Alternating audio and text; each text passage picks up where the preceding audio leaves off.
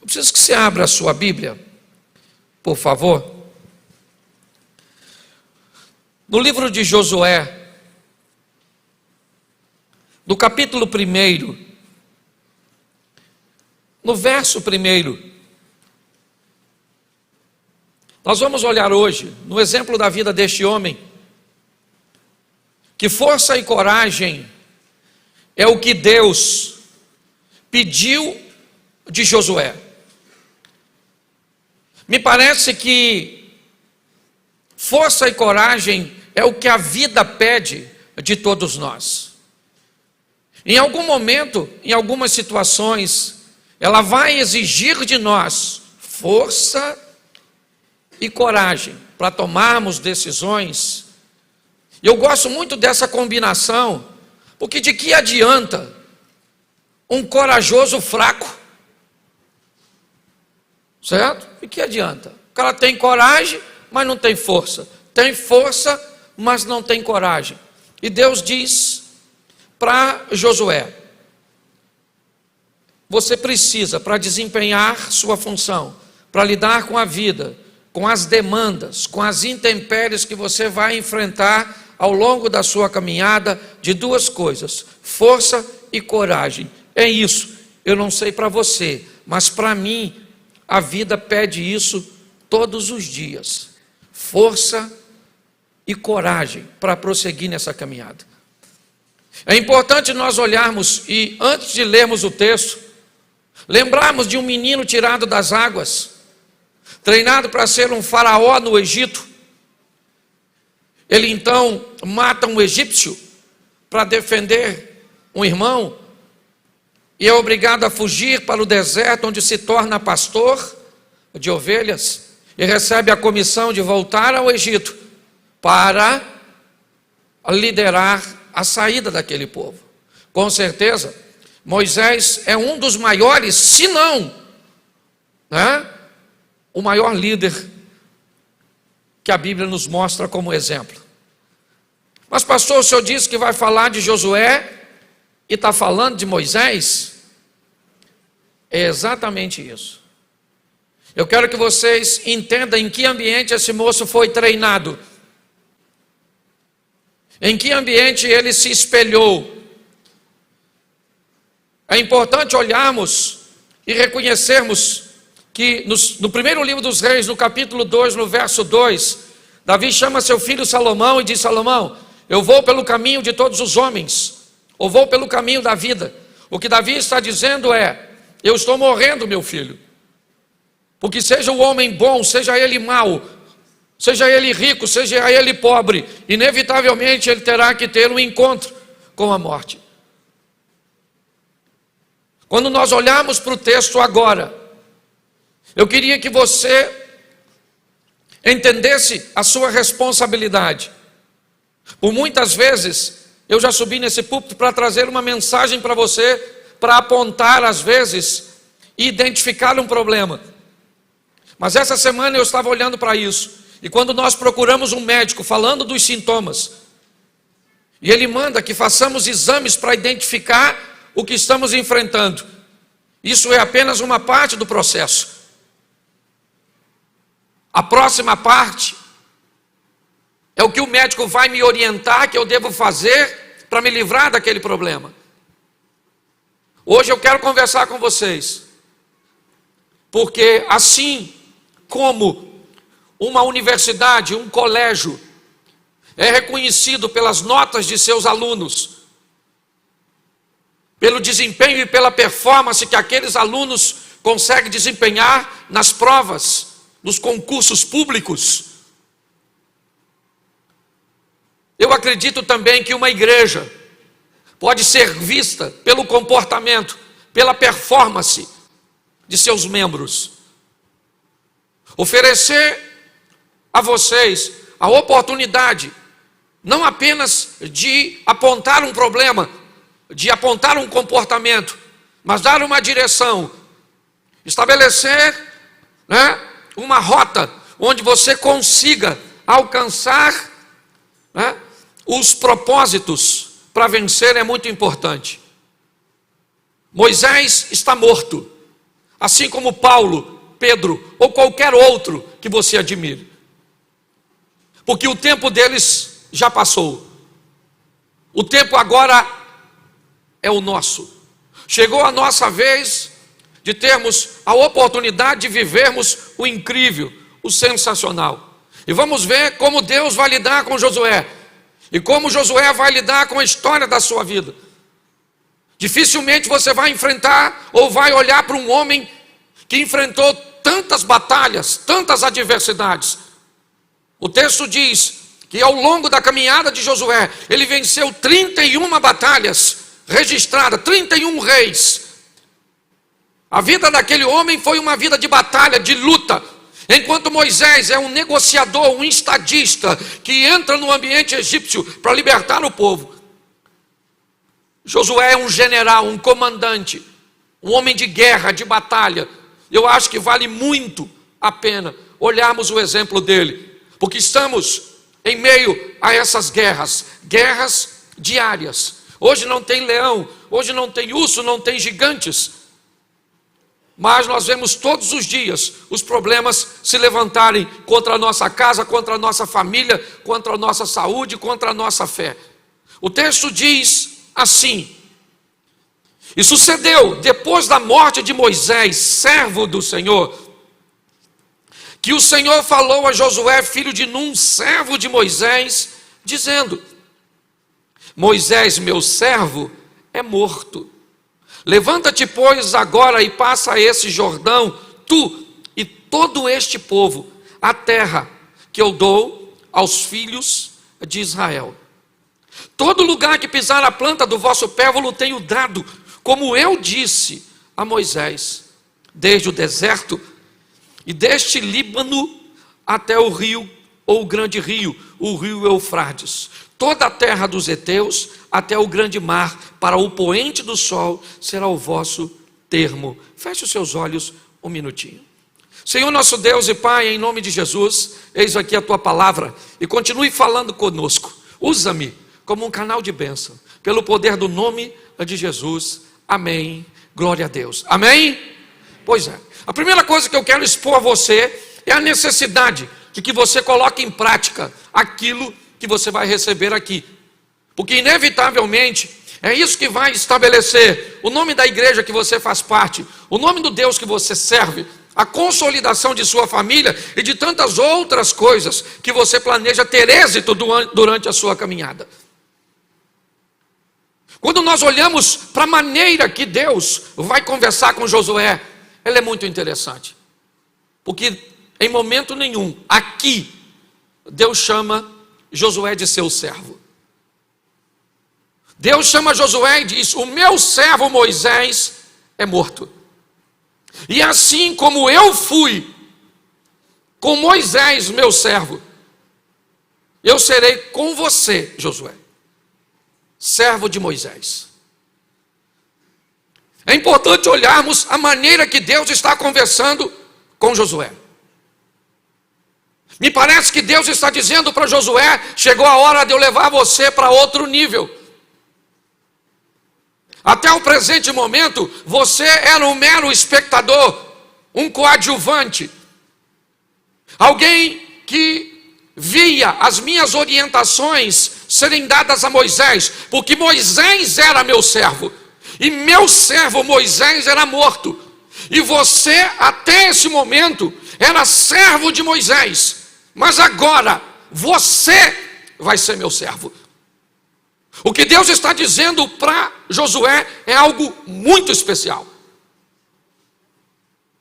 Primeiro ele está dizendo: a sua caminhada comigo não pode depender, quando você mudar de fase, de alguém que ore por você, que leia por você, que interprete. Chegou a hora de você viver a sua própria história. Chegou a hora de você tomar suas próprias decisões.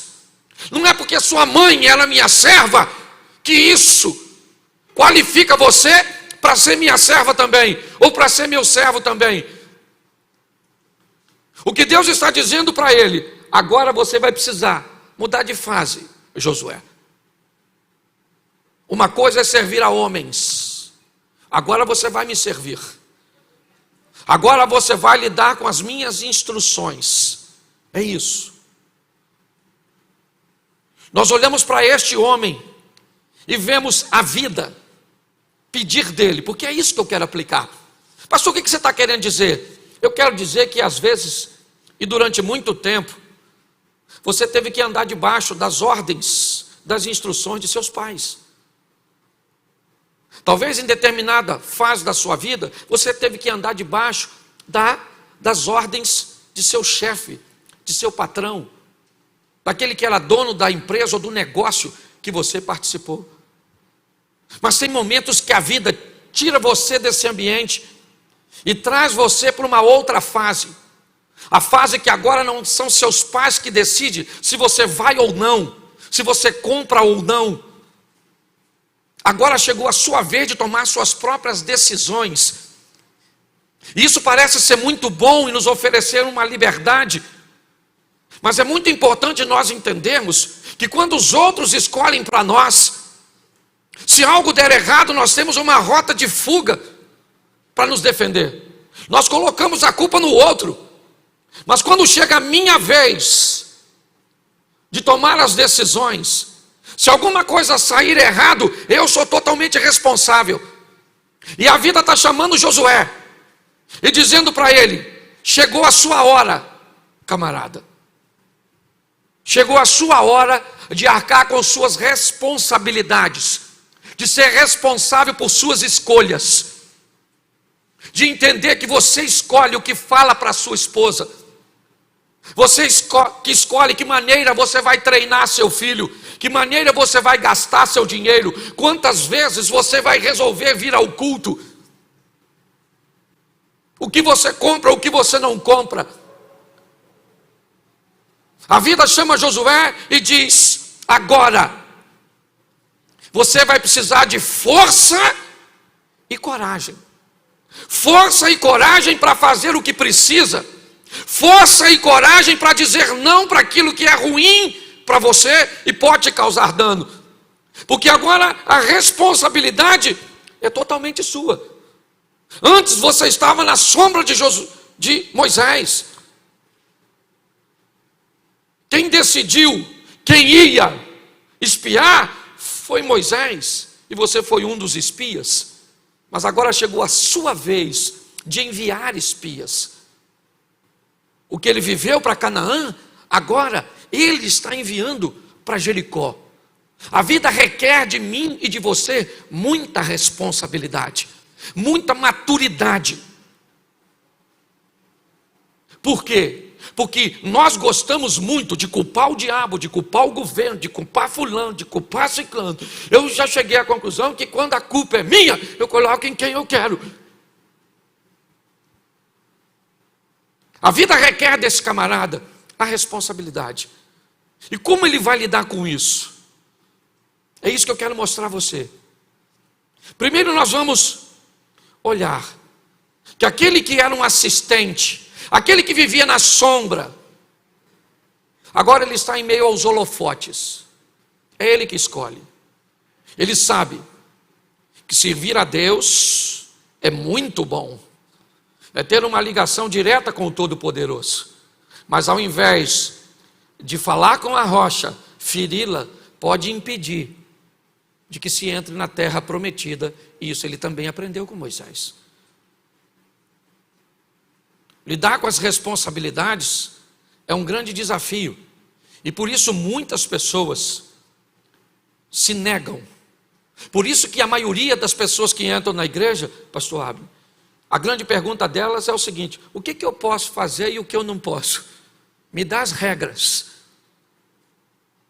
Porque se deixar para eu interpretar e eu errar, a culpa é minha. Então eu fico com a interpretação dos outros. As pessoas têm medo de lidar com responsabilidade. Está aí porque que as pessoas não querem se casar. Está aí porque as pessoas não querem ter filhos. Porque tudo isso pede de si mesmo muita responsabilidade. Um erro pode ser catastrófico. Então, ao invés de me preparar para não errar, eu fujo de tudo aquilo que traz sobre mim uma grande responsabilidade. Eu não quero um cargo na igreja, eu não quero nada, eu quero passar despercebido. Porque simplesmente isso trará sobre mim uma grande responsabilidade. Por que eu não aceito Jesus? Porque dizer que eu sou servo de Jesus é uma grande responsabilidade. E eu não estou muito afim de responsabilidade. A vida vai requerer de você e de mim, quer você goste ou não, as suas responsabilidades. Ou você pode se tornar um Peter Pan, tendo um caso com a Sininho na terra do nunca, porque não quer crescer. Ou você assume logo que a vida requer de você maturidade e começa a pautar suas decisões e escolhas na palavra de Deus, para que você viva o que Deus tem para você. Para que quando as pessoas olhem para você, ela diga: caramba, olha que família, olha a caminhada de fé dessa pessoa. É muito engraçado, às vezes nós olhamos e dizemos: não olha para mim porque eu sou falho, olha para Jesus. Eu nunca vi Jesus. O apóstolo Paulo diz: olha para mim e sede meus imitadores como eu sou de Cristo. Está na hora de chamarmos a responsabilidade para nós. É assim que funciona. Quando olhamos agora para esse moço, Moisés foi embora e Deus diz: eu vou ser com você como fui com Moisés. O lugar que você botar a planta do vosso pé eu tenho dado por herança. Nós só temos uma condição para tudo isso dar certo: cumpra tudo aquilo que Moisés te ensinou. Receba todas as instruções e as pratique, que nosso relacionamento vai ser muito bom. Tenha o cuidado de fazer conforme tudo quanto Moisés lhe ensinou. E nós vamos nos dar muito bem, porque agora a escolha é do Josué. E preste atenção, o povo está desconfiado. Até o presente momento, Moisés é o líder. O primeiro líder que eles têm, depois do faraó do Egito. E agora Moisés é morto. E Josué sai da sombra. E agora seu rosto aparece. Todo mundo está desconfiado. Nós temos um caminho a percorrer. Estamos num ambiente inóspito, inadequado. Como é que vai ser isso? Está todo mundo de olho no Josué. Querem saber quais serão seus resultados. Querem saber se Deus é com ele como foi com Moisés. Está todo mundo olhando para esse indivíduo e o avaliando, vendo se ele vai ter condições. Coloca o verso 17 aqui para ficar mais claro para todos. Põe para mim. É João que está aí? Isso. Como em tudo ouvimos a Moisés, assim te ouviremos a ti. Somente, note que é condicional, nós vamos ouvir você, Josué, mas tem uma cláusula: nós vamos te ouvir tão somente que o Senhor teu Deus seja contigo, como ele foi com Moisés. Verso 18: todo homem que for rebelde à tua boca e não ouvir as tuas palavras em tudo quanto lhe mandares, morrerá. Somente, ou tão somente, esforça-te e tem de bom ânimo. O povo está dizendo para Josué: nós estamos de olho em você, irmãozinho. A partir de hoje você chegou a sua vez de viver a sua história, beleza. Você está dizendo agora que está andando com Deus, Moisés foi embora e é você agora. Então vou logo te avisando que nós vamos te obedecer, e quem não te obedecer, morre. Mas o texto deixa nas entrelinhas que se Deus não for com ele, se ele for um líder que não convém e coloque o povo em perigo, ele morre. Olhe bem, a postura agora é dizer: está todo mundo de olho em você, Josué. E essa é uma responsabilidade que nós não queremos. Arcar com a responsabilidade, minha esposa está me avaliando o dia inteiro, meus filhos estão me avaliando, meus vizinhos estão me avaliando, meus funcionários estão me avaliando, os membros da igreja estão me avaliando, está todo mundo me avaliando. As pessoas que me seguem na internet estão me avaliando, porque a Bíblia diz que nós estamos debaixo de uma grande nuvem de testemunhas. Se você acha que a sua vida é simplesmente sua, você não sabe nada sobre o Evangelho.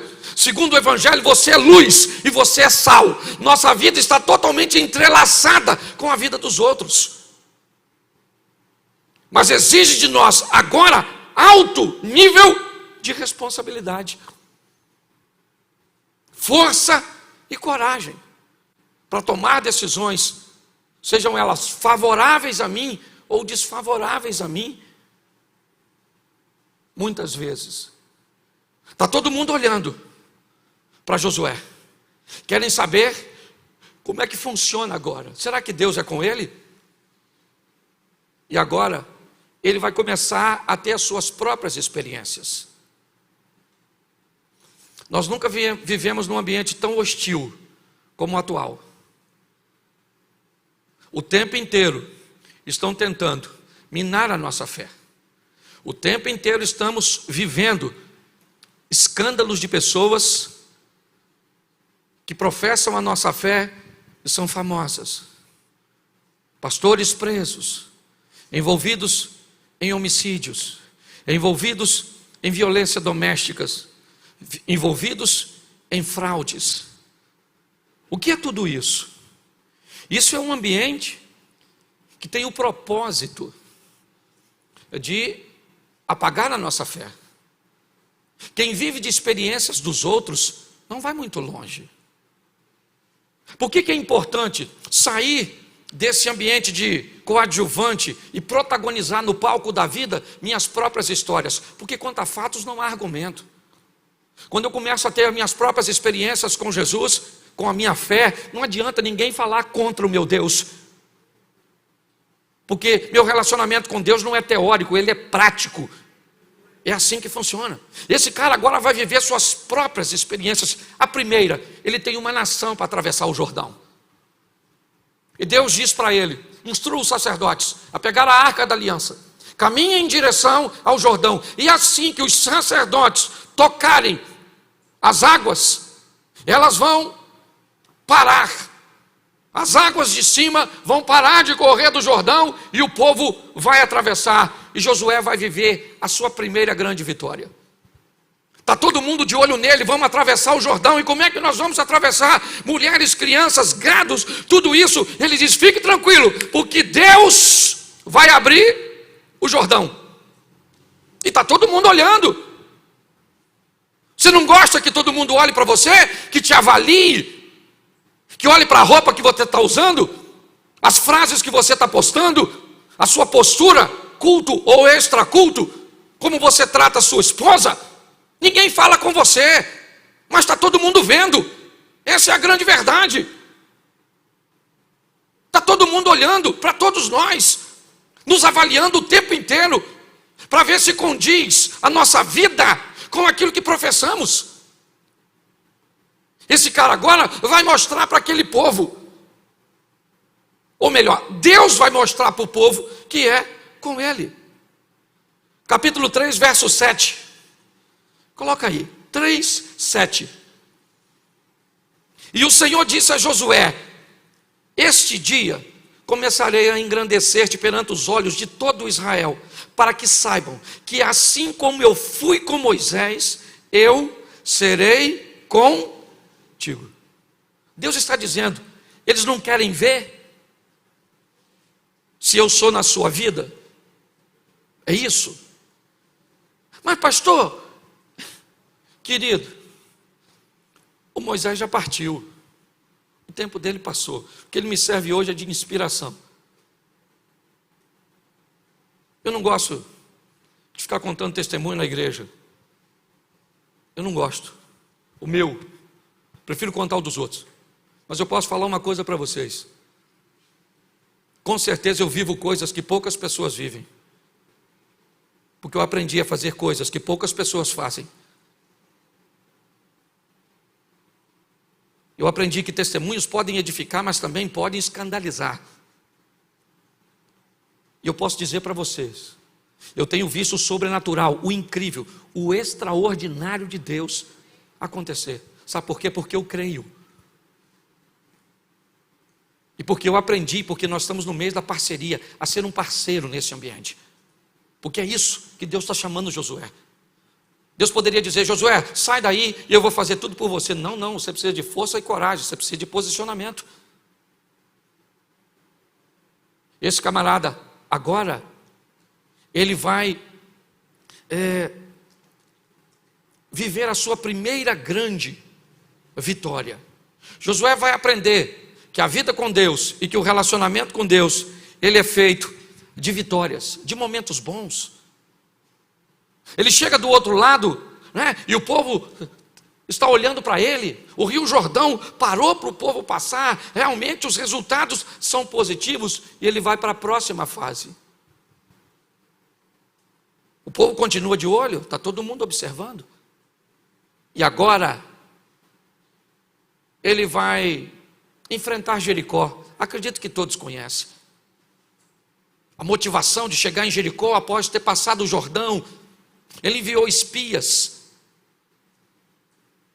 A estrutura está toda montada. Ele está vencendo, é as suas experiências.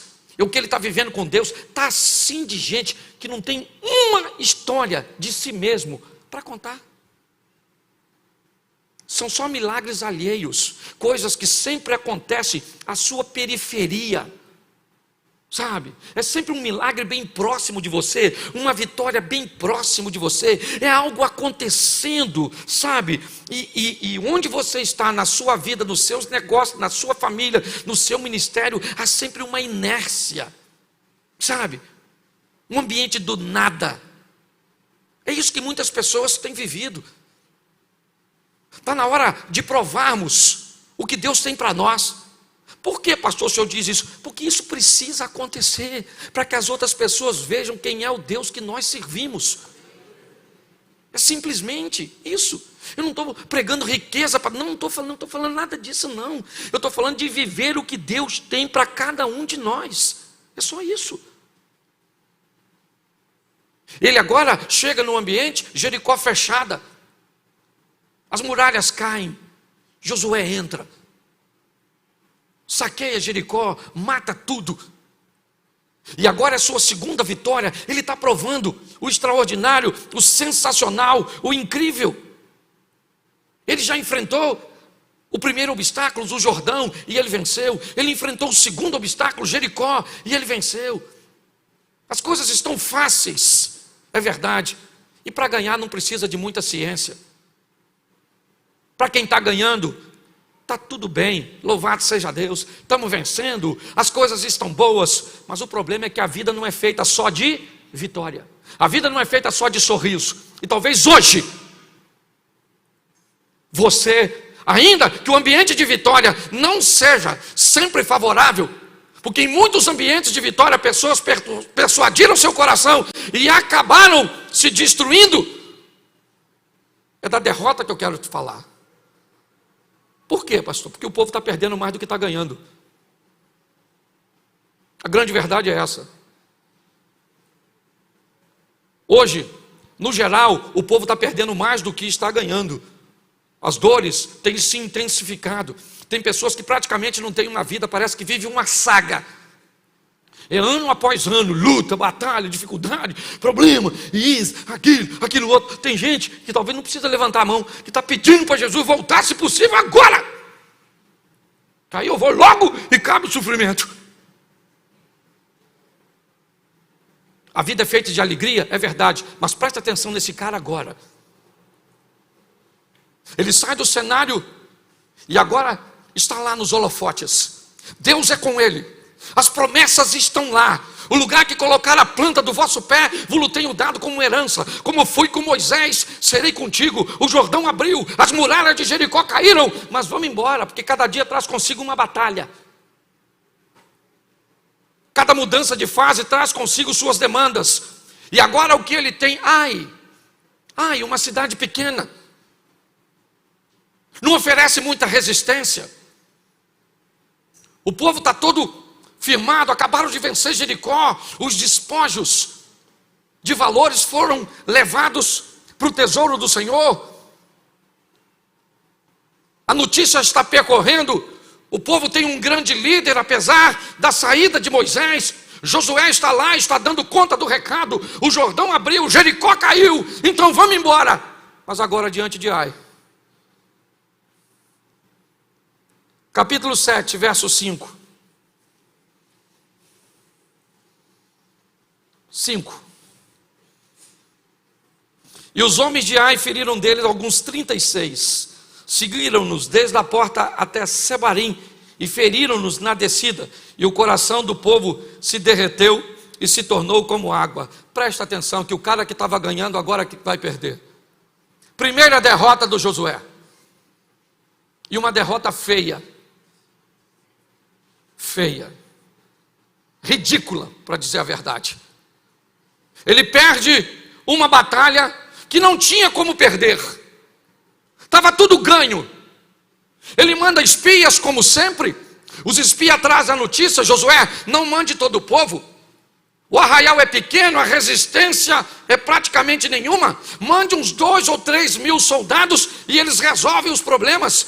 E Josué então faz conforme os conselhos, segue o padrão. A sabedoria está na multidão de conselhos. Ele não toma decisão sozinho, mas ele vai aprender agora, na sua terceira batalha, que ele só vence e só faz o que faz por uma questão muito simples: porque Deus é com ele. Na batalha contra Ai ele perde. Ele volta e começa a dizer para Deus: primeira batalha, o cara está ganhando. Basta perder a primeira vez, Senhor, podia ter nos deixado do outro lado. Por que o Senhor nos trouxe para cá? E agora as nações vizinhas vão dizer o quê? Vão fazer uma coalizão, vão vir contra nós, igualzinho a nós.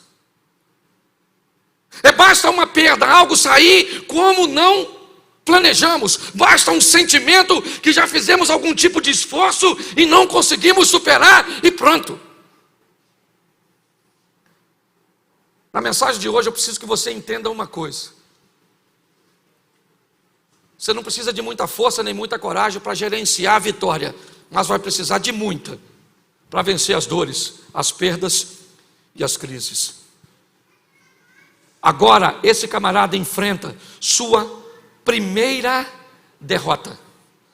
Ela é dura, ela é humilhante, sabe?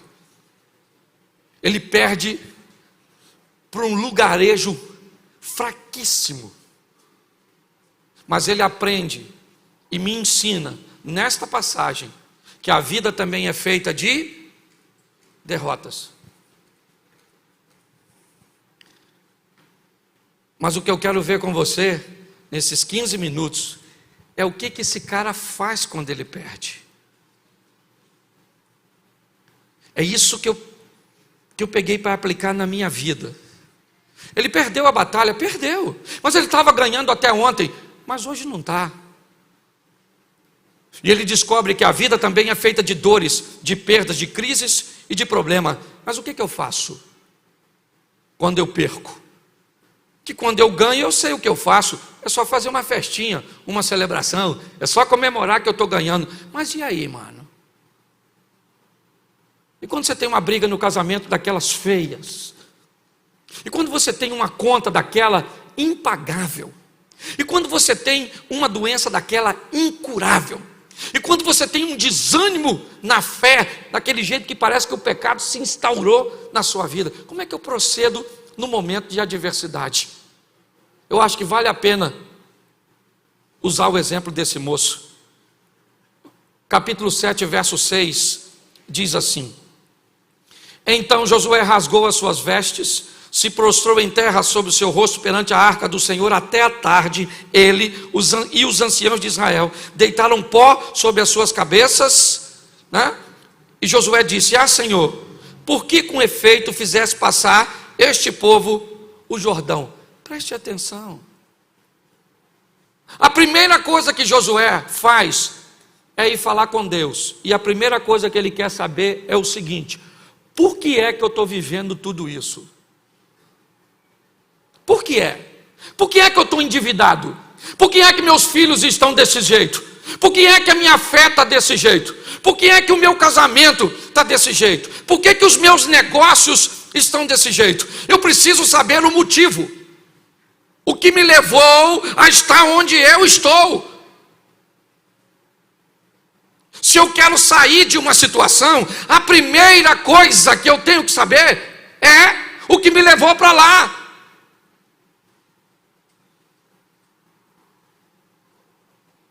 O que me levou para lá? Eu dormi no carro de um amigo e quando eu acordei eu estava em São Paulo. Como é que eu cheguei aqui? Uma condução me trouxe para cá. Como é que eu saio daqui? Eu pego outra para me levar para onde eu estava. Apocalipse, lembra de onde caíste, se arrepende e volta a praticar as primeiras obras. É o texto, a carta a Éfeso.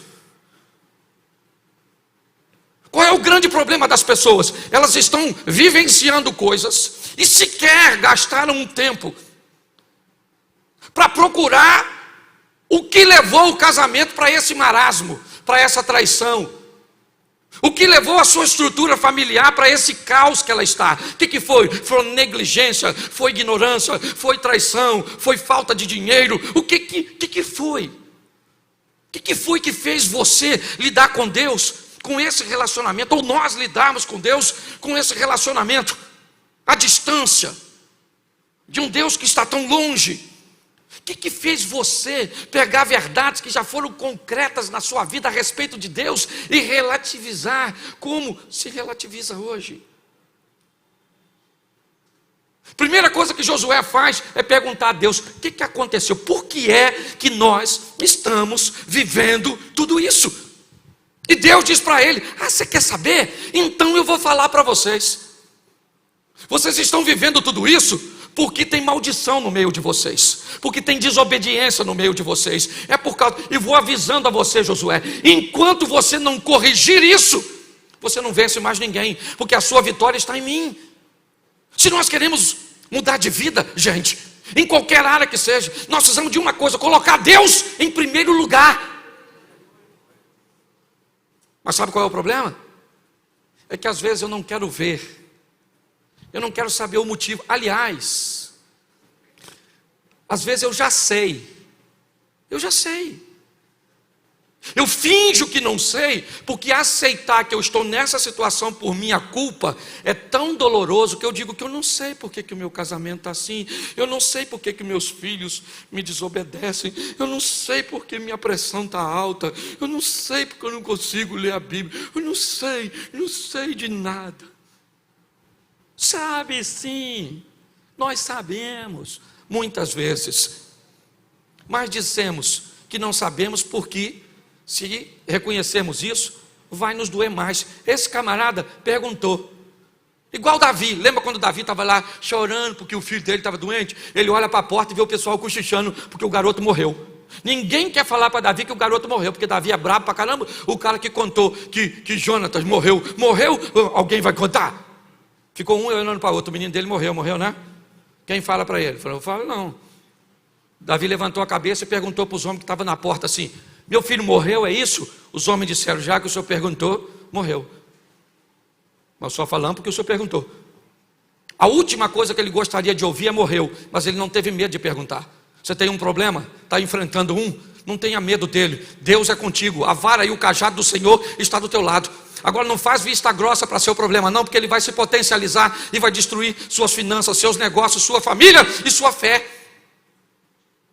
O primeiro passo desse cara é o seguinte: eu estava ganhando até ontem, hoje eu não estou. E por que é que eu não estou? Porque tem um problema, e tem gente que é habilidoso para identificar o problema. 7:25, coloca aí, capítulo 7, verso 25. Oi? Acharam que era a hora? E disse Josué: por que nos turbaste? O Senhor te turbará a ti neste dia. E todo Israel, repita comigo, o apedrejou. E agora diz assim: e os queimaram a fogo, e os apedrejaram com pedras. Escute só. Ele descobriu que sabe o que levou eles para lá? Um tal de Acã, um maluco lá que, depois você lê que eu não sou obrigado a ler tudo. Ele apanhou os troços escondidos e escondeu embaixo da tenda. E agora Josué já sabe onde está. E eu acho o maior barato quando alguém me diz assim: pastor, eu sei que eu estou errado. É lindo. É lindo que você já sabe. A minha pergunta é: você vai consertar? Não, pastor, porque eu não consigo. Então continua vindo no culto, para ver se uma hora você consegue. Porque tem gente que vem e ouve a palavra de vida eterna, as palavras de mudança. Aliás, hoje está até ruim da gente pregar desse jeito. Porque hoje o membro da igreja virou um cliente. É ou não é? E o cliente tem sempre: não vem falar do meu pecado, que eu não dizimo mais. Vou para outra igreja. Fica me acusando. Não estou acusando ninguém, não. Só estou dizendo para você uma verdade. Sabe o que? Não me pergunte por que eu não sei explicar. O Acã, fala assim, o Acã, a mulher do Acã, os irmãos do Acã, os filhos do Acã, os Acã, tudo. Josué pegou, botou tudo lá de fora e falou: aí gente, sabe por que nós estamos nessa treta? Por causa do Acã, se infeliz, pegou umas coisas aqui, Deus vazou, deixou nós sozinhos, perdemos essa batalha. E agora, o que nós vamos fazer? Matar o Acã, lógico. E os filhos do Acã morrem também, porque é Acãzinho. Lembra das raposinhas? Se você não matar enquanto está pequeno, o infeliz cresce. É a história do mineiro que foi atropelado por um trem, lembra? Foi atropelado por um trem, ficou em tratamento muitos anos, nunca tinha visto trem na vida. Foi para a linha do trem que passou na terra dele, com a foice na mão, e falou: a hora que esse infeliz passar aqui, eu meto a foice nele. Era uma curva, o trem passou, pegou o infeliz pelo meio e jogou longe.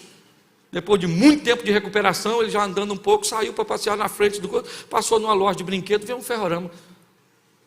Pegou um pedaço de pau e bateu, quebrou o ferrorama todo. O dono da loja falou: o que foi? Ele falou: isso é mansinho enquanto é pequeno. Quando isso cresce, isso vira um monstro. Se você não resolver problema enquanto está pequeno, meu filho, ele vai crescer e vai pegar você. Não fica brincando com o problema, não. Entendeu? Está ali, está lá num problema no casamento, aí passa lá, tem um homem bonitão, olhou para a senhora, falou: nossa, a senhora está maneira. Nunca mais passa lá. Porque você entende o que eu estou falando? Está tudo lá. O que nós vamos fazer? Vamos tacar pedra e matar tudo. Tacar o pé, tacar o fogo. Vê isso aqui. Parece que negócio de Morro do Alemão. Tacou a pedra, tacou fogo, queimaram. Isso parece. Não é? Um texto totalmente atualizado. Por quê, querido? Porque ele me ensina uma coisa: primeiro eu identifico o problema, depois eu elimino. Elimina. Não brinca com o problema não, meu filho. Ele cresce e pega você. Você quer mudar de vida? Descubra o que é. Preguiça. Pastor, nossa, pego a Bíblia assim, dá um sono. Sabe, sim, se minha vista escurece. Isso é o Satanás. Deve ser alguém. Aí eu não consigo ler. Embola minhas vistas, sabe? O WhatsApp eu leio. WhatsApp eu leio, nem sono dá, eu fico lendo, menino, perco assim. Ainda tem esse negócio de TikTok? Tem essas porcarias tudo assim, isso aí eu vejo, olha. Que beleza. E a Bíblia? A Bíblia dá um sono, oh meu Deus do céu. E aqui, nossa, que isso, que... Ô gente, se eu sei o que me atrapalha, eu resolvo. Posso ouvir um amém da igreja? Amém. Isso. E terceiro, para me terminar, esse primeiro culto é corridinho, e você queria rir hoje no culto, porque eu cheguei de viagem, estou chateado, cansado e vim para dar uma pancada em mim mesmo e em toda a igreja. Mas outro dia você vem aqui que eu faço cosquinha de você, você vai rir pra caramba. Tá certo? Josué capítulo 8, verso 3. Então Josué levantou-se e toda a gente de guerra para subir contra Ai. Escolheu Josué 30.000 homens valentes e valorosos e enviou de noite. Note que ele está nervoso. Primeira vez ele mandou quantos? Para ver se você estava prestando atenção. Quantos? Pois é, agora ele mandou quantos? 30.000. 10 vezes mais isso aí. Ele falou, ah é? Mas eu já matei o Acã, que dane-se. O Acã está morto, mas vamos com força total. Porque você quer prosseguir na vida, meu filho, reúna as forças que você tem e marche de volta, enfrente o seu problema, porque Deus vai te dar vitória. Não se acovarda, não. Força e coragem, para quê? Primeiro para descobrir onde o problema está. O cara falou assim pro conselheiro: eu não estou conseguindo me comunicar com a minha mulher, ela está surda, e eu já estou ficando bravo. O que eu faço? O cara sábio disse assim: o senhor faz o seguinte, o senhor fala com ela uma distância, se ela não escutar, você chega mais perto, fala de novo, se ela não escutar, você chega mais perto e fala de novo, e aí você vai descobrir a distância que ela está escutando, você passa a falar daquela distância, e a comunicação fica boa. Ele falou, maneiro. Aí perguntou à mulher: querida, o jantar está pronto? Nada da mulher falar. Ele falou, essa miserável não escuta nessa distância não. Aí aproximou mais um pouquinho, 3 passos. Falou, querida, o jantar está pronto? Nada. Ele falou, meu Deus, você é quase surdo de tudo. Aproximou de novo e falou, querida, o jantar está pronto? Ele falou, querido, já é a 3ª vez que eu falei que está. O surdo. Hoje você está rindo de tudo. Pelo menos para terminar. Difícil de olhar um problema é porque às vezes ele está em nós. E quando você encontrar o problema, não brinque com ele. Problema, você não arranca os dentes, que ele corre atrás de você banguelo. O problema, você não raspa a cabeça dele, que ele corre atrás de você careca. Problema, você mata ele, faz igual Davi, corta o pescoço, a cabeça. E o que você faz depois? Tenta de novo com força total. Esse casamento da senhora aí, nossa, esse homem é ruim, mas é seu. Essa mulher é esquisita, mas é uma opção sua. Esse filho seu é a mistura entre você e sua mulher que não deu certo. Pegou os 2 DNA. Isso virou um monstro, um alien versus predador. Reúne suas forças e vai para cima com seus negócios, vai para cima com seu casamento, vai para cima com Deus, porque Deus vai te dar vitória. Posso ouvir um amém? Então fica de pé, porque amanhã começa tudo de novo. Diga assim, hoje eu estou nervoso. Eu vou para cima. Isso aí, irmão. Essa semana vai ser a melhor semana da sua vida, dos seus negócios. Não tem moleza não. Não. O lugar melhor que você quiser, não tem problema nenhum, nessa rua aqui, ó. Lá na frente, uns 4, 5 quilômetros, numa subidinha assim. O cemitério tem ali, não tem? Não é ali mais ou menos? Lá tem umas árvorezinhas, até tem umazinha. Você deita lá debaixo assim, ó. Alguém vai botar uma cruzinha, oh meu Deus. Não vai ter problema com ninguém. Enquanto estiver aqui, o negócio é desafiador. Então fecha seus olhos, que ninguém vai pegar nada seu. E na hora de sair, sai pelos fundos, que saída pelos fundos. Porque o pessoal está aqui para entrar, tá certo? Fecha seus olhos aí. Senhor nosso Deus e Pai, que venhamos assumir a responsabilidade, porque chegou a hora de vivermos a nossa própria história. Em nome de Jesus, nos fortaleça, nos dê condições, ó Pai, de sermos assertivos, porque já fizemos muita coisa que não deveríamos ter feito. E hoje, muitas vezes, recebemos o resultado das escolhas incorretas. Abençoa a nossa casa, nossa família, nossa caminhada de fé, nossos negócios, porque sabemos que tem dias bons e tem dias maus. E nos bons o Senhor estará conosco, e nos maus o Senhor também estará conosco, porque contigo, Senhor, somos mais do que vencer. Em nome de Jesus, amém. Porque todo aquele que invocar o nome do Senhor será salvo. Como, pois, invocarão aquele em quem não creem? E como crerão naqueles de que não ouviram? E como ouvirão, se não há quem pregue? E como pregarão, se não forem enviados? Como está escrito, quão formosos os pés dos que anunciam o evangelho de paz, dos que trazem alegres novas de boas coisas. Mas nem todos têm obedecido ao evangelho, pois Isaías diz, Senhor, quem creu na nossa pregação? De sorte que a fé é pelo ouvir, e ouvir pela palavra de Deus. Romanos capítulo 10, versículo 13 ao 17.